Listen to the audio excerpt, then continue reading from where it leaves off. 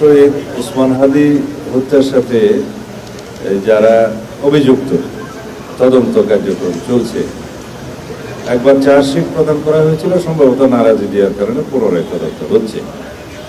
ইতিমধ্যে ভারতে প্রথমে 2 জন, পরে আরেকজন আসামিকে গ্রেফতার করা হয়েছে তাদের দেশের নিজস্ব পুলিশ ফোর্স। এবং সেখানে আমরা আমাদের দূতাবাসকে, আমাদের যে পররাষ্ট্র মন্ত্রণালয়ের মাধ্যমে ডিপ্লোম্যাটিক চ্যানেলে আমরা অনুরোধপত্র পাঠিয়েছি যাতে বাংলাদেশে তাদের প্রত্যাবর্তন করা হয়। RICL TMX, যুগের পর যুগ স্থাপনা থাকে মজবুত।